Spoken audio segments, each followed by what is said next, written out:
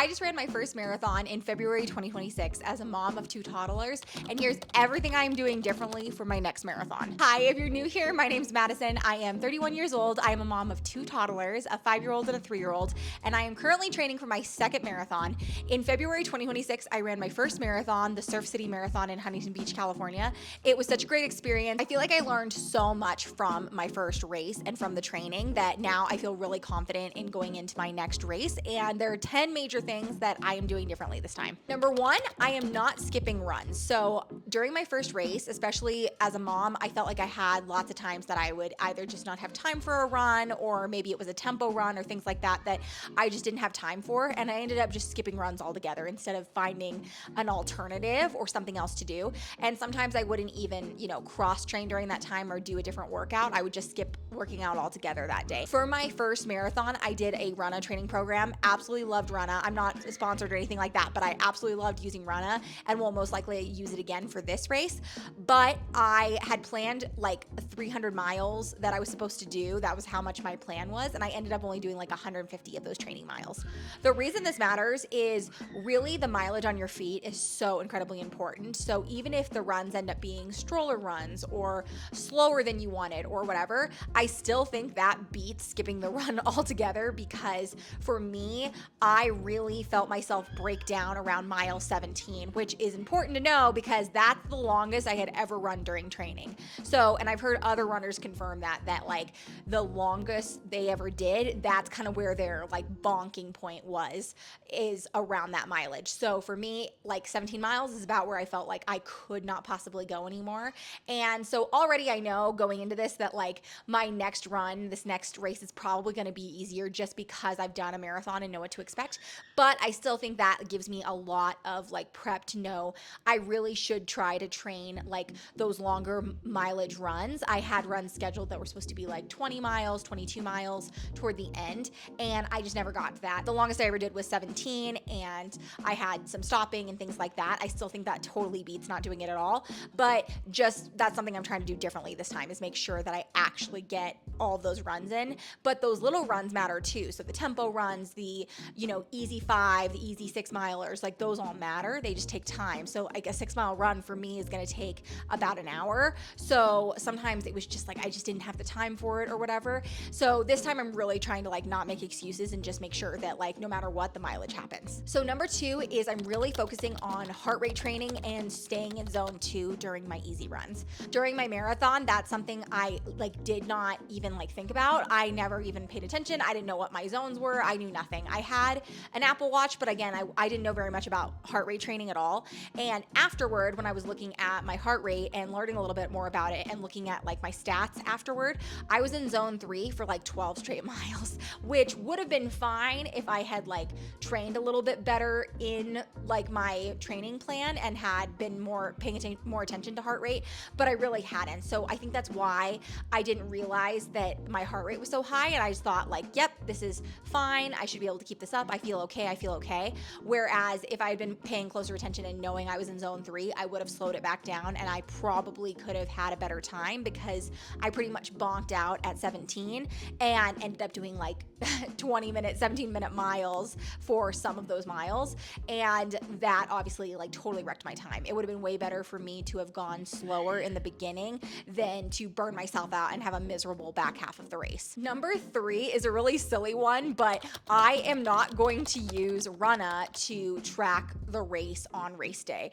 I typically use my Apple Watch now, which I like because it does have auto like start and stop, but also I paused my Runna. I don't even know why. I think I did it by accident because I was trying to like take a video on my phone, and I paused Runna on my phone during the race, and I ended up coming short on the actual race. Obviously I finished, and my bib and my like tracker timer at the race, my chip timer, shows that I completed the race and I started and crossed the finish line. But on Strava, it does not say that. It says that I did 25.72, and that will haunt me until the day I die. Number 4 is I am running more with friends than I did during my first race. During my first race, I had some friends that I ran with, but not consistently, like maybe once a week. week, and that made such a huge difference for me. I seriously don't think I would have trained at all if I had not had friends that were telling me like every week that we were running together. But now I'm running even more with my crew, and it's been so helpful. Like I see now why there's like running clubs and things like that, because it makes such a big difference for me. Even today, the reason I look a little ratchet is because we just came from run club, and that was just such a great time. And again, it's one of those like it's a Tuesday, it's end of the day, you know, I don't necessarily feel like going and running right now, but knowing I'm seeing friends, knowing we're all going to be together and the vibes are going to be great, that makes such a huge difference. There's run clubs all over the country in every community. You can find lots of them on Strava. Like I actually got to meet one of my friends on TikTok, and we went to this run club together. It was so fun. So like there's so many places that you can like meet up with people. But I really encourage you to like find a run club, because like it just makes a huge difference. And or even start one yourself, like especially with other moms. We kind of started ours on our own, but we're also doing an actual like run club together that is through a gym. So it's been really fun. But I think running with other people has been such a game changer for me. I've already done so much more training in the last few weeks than I would have, I think, without having friends to do it with. Number 5 is I'm drinking more electrolytes during my runs. I did not used to do this. I used to be like, I really honestly would never even pack water. I would pack it in like if I was doing a really long run, but I am now trying to run with water more often than not. So even if I'm doing anything over 5, I'll make sure to bring water with me, and I'm also bringing electrolytes with me, because I've noticed that if I'm having any sort of cramping, like stomach, like anything, like it immediately helps. Electrolytes immediately help with that, and they also just help me if I'm really feeling like I'm bonking, I'm low energy. So I've been drinking Element. I also really like Cure. I talked about this in my other video about kind of like how I started my running journey. Both those have been so great, but another one I've heard really good things about is Waterboy, so I definitely want to try that. And just trying to be more consistent with those supplements, because it's really easy after a run to have some like water and just kind of like forget about it, or eat and then forget about it, and really your body needs to be replenished, especially during the summer. During this marathon, I'm running mostly during the summer, whereas last time I was training mostly during the winter. So it's really interesting just to kind of see how the heat affects me differently than the cold did. I really didn't expect to run outside as much as I did during the winter. I thought it was going to be a lot more like treadmill runs, but we had a pretty mild winter, so I ran a lot outside, but I didn't sweat as much as I probably will this summer, obviously. Number 6 is I'm not sure if I'm going to be using gels for this race. I used gels during my last 2 races, but honestly, they just don't make me feel the best. I feel like when I'm in a run, like the thing that makes me feel the best is electrolytes and then Stinger waffles. So I'm actually going to kind of experiment with that during some of my longer runs and just see how I do with like fueling the night before, fueling in the morning before, drinking electrolytes, and then also doing Stinger waffles. And I'm just gonna see how I feel, because again, hypothetically there should be around the same amount of sugar in each of these. I could be wrong about that, but like they are made for like to kind of either prepare you for activity or fuel you during activity. The gels, it's like really I think a matter of like ease, of just kind of like you don't necessarily want to eat something heavy. But for me, I feel like the waffles, I've also heard like Pop-Tarts are a really good alternative, just will give me that sugar and those carbs, and I just find I do better with actual food versus just straight up honey. Like I just feel like with the gels and with the chews, I've cramped pretty bad during both races, or just started to not feel super great with them, whereas I think I'll do better with actual food. So I'm gonna try it with some longer runs, like when I get into doing like half marathons and stuff on the weekends. I'm gonna try and see how I do with those and just kind of compare and contrast, because the gels I've always just done because that's what everybody does, and I just don't feel super great with them. No matter, like I use the Stinger gels and they taste great, but like I don't feel super great on them. Let me know if you guys want to see like a whole video about comparing and contrasting different like gels and things like that, because I haven't really seen anybody do a lot of those, and there are so many on the market and it's a little overwhelming, like the differences between all of them. Number 7 is I want to figure out carbo loading. So this is something that a lot of runners do before a race. They will eat a lot before, like leading up to a race, drink a lot of water, eat a lot of food, and just kind of like get that like glycogen storage built up before a race. And I definitely did not eat enough the night before my race. I think I was nervous. We went out to dinner with family and it was really nice, but I think I just was like like not super hungry because I was like nervous and like we had traveled the day before. And so this time I really want to kind of focus on meals that make me feel good the night before. So I just basically want to see like what recipes are going to fuel me the best for those long runs. So I'm just going to try out some of the ones in my running cookbook, the Run Fast Eat Slow cookbook I mentioned in my last video, and just kind of see, especially for like dinners the night before, what kind of fuels best. And that's what I'm planning on eating the night before my race. Number 8 is I want to start focusing more on cross training this time around. So last time I was obviously using Runna and I wasn't doing any sort of major cross training. Like I would do, you know, a workout here and or there, and I did use the Runna training plan that had like a strength training programs as well, but I didn't do it super consistently. I probably did like maybe like 3 or 4 the whole time, like, so I didn't do anything major. And this time I really want to make sure I'm strength training. So right now I'm trying to do 2 strength workouts a week in addition to my running, and I'm running the other days of the week. So on my rest days I'm doing strength, and for me I think that's going to be like a good plan, as far as like that should be a good amount of strength training for me in addition to the amount of running that I'm doing, because obviously I need to do about 300 miles of training in the amount of time before the race. So that gives me like, I think that'll give me a good amount. I'm also doing some like Pilates and yoga, as well as mobility. Mobility is really important, so I'm trying to be more consistent with my warm up and cool down routines before and after my workouts, because that is also really important for preventing injury. I've just seen a lot of runners in the last few like months get hurt during races, or I've had friends get hurt, and it's just like I want to make sure I'm taking care of my body and not going to run into an injury. I'm also looking into some pelvic floor therapy. I've never done that before, but I've noticed some things that are making me think I might need to try out pelvic floor therapy. So I'm going to look into that and kind of get an expert's opinion. But because I've had 2 kids, I think like that would be really good in addition to my other training, because running is really hard on your pelvic floor and it's a lot of like consistent impact on your pelvic floor. So I've just had some things that kind of suggest that I might need pelvic floor therapy. So I'm going to look more into that and hopefully do some of that as well. Number 9 is focusing on form. So there is actually like form involved when it comes to running. It's not just go out and run. So there's something called cadence, which is how many steps you're taking per minute when you're running.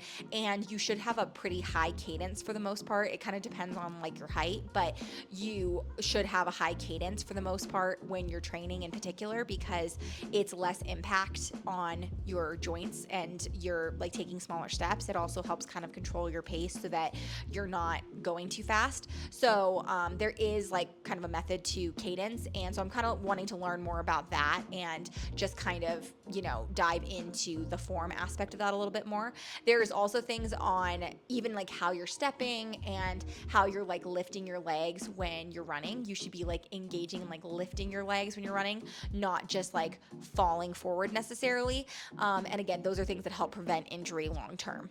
Okay, so the last thing that I'm doing differently for this race, and number 10 on the list, is I really want to have running fit into my life more than to have my life revolve around running. During my last race, I feel like it was pretty much all consuming. I think partially because I was just like so excited and it was really all I could think about, but I do feel like I didn't plan super well. And as a toddler mom, and honestly any mom that's trying to do marathon training, I think like that's imperative for being successful and also making it a really enjoyable experience for yourself, because I do think it's so important. But the things I noticed that I did last time that I want to do better this time is I think I kind of planned my long run days kind of on inconvenient times. And sometimes that's just what you have to do. Like, you know, you have to do, you know, a Saturday morning or something like that. But I think for me, I could have woken up earlier and done them earlier in the morning. You see a lot of moms go and run at like 4 a.m. when the kids are sleeping. Other times it was like, I do it as soon as Daniel got off of work and kind of miss out on that family time. The nice part is this time Daniel's actually training with me. So we're trying to do more like stroller runs together and like do it all together and take turns with the stroller. We are very blessed to have a lot of family in town. So for those days that we have like those those longer runs, we may have to tag team a little bit. I think that'll be like really great to be able to, maybe give him some time to go do a long run, and then I can do a long run later or whatever. But I think I just want to make it to where I'm taking the kids with me more often, because I think it's so great having them with me. It is harder, like for sure.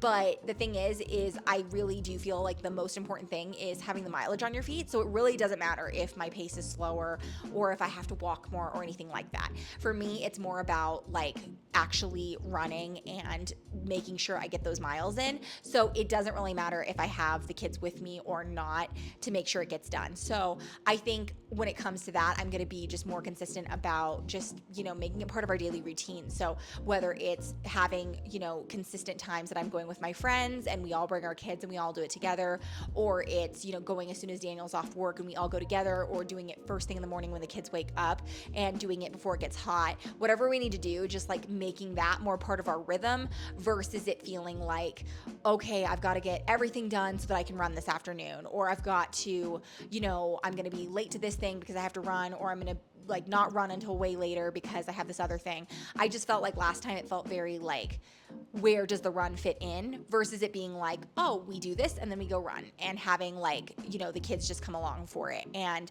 so that's kind of like what I'm planning on doing this time. I did a TikTok like a few weeks ago about the fact that, sometimes you have to like stop mid-run and like let your kids play. And so that's another thing that I'm totally comfortable doing, is like breaking up a 12-mile run into like, 3-4 mile runs, like running for 4 miles, giving them a break, letting them play for a little bit, running another 4 miles, giving them a break, or doing like half and half of like I run for 4 and then drop them off and do another 4, and things like that. Just making it to where it kind of fits for everybody versus it just being like, oh, I need to go do 12 miles this afternoon and kind of piecing out. Not to say that won't happen. I think there definitely will be runs that, like, especially when I get into those like longer miles toward the end, that's just kind of the name of the game, is you do have to have support and have people that can watch your kids and stuff. Obviously, I'm not planning on running the marathon with them, so like there will be times, but I think when it comes to those easy runs, like it's totally okay to have the stroller, and it's totally okay just to like make those miles happen with your stroller.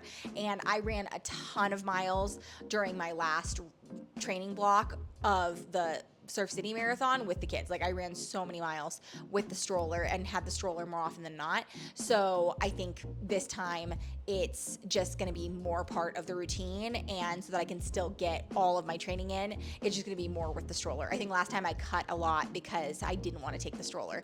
This time I'm not going to cut, and I'm just going to make it part of our life. Okay, that is everything I'm doing differently this time around for my next marathon. I hope you guys found this video helpful. If you did, please give it a thumbs up.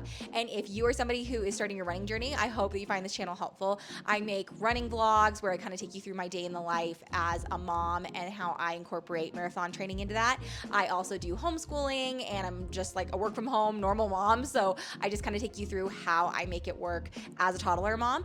And if you found this video helpful, share it with a friend. If you know another friend who is thinking about running and isn't sure they can do it as a mom, I want my content to be that for you and be a support system for you and encouraging to you, because that's what I needed, and I needed to see that like other moms were doing this, and that it's totally possible to do this as a toddler mom, and you can achieve your goals. And I also just think like it is so valuable for our kids to see us going and taking care of our bodies and going and achieving a goal, and how cool that we could like do it with them, and that they can see like, oh, having kids doesn't mean that I can't go do cool things too. And so I just think it's such a great like motivator having your kids with you, and for me it just like makes it more fun. So hope you guys found this video helpful. If you did, please give it a thumbs up, make sure you subscribe and click the notification bell, and I'll see you guys in the next one. Bye.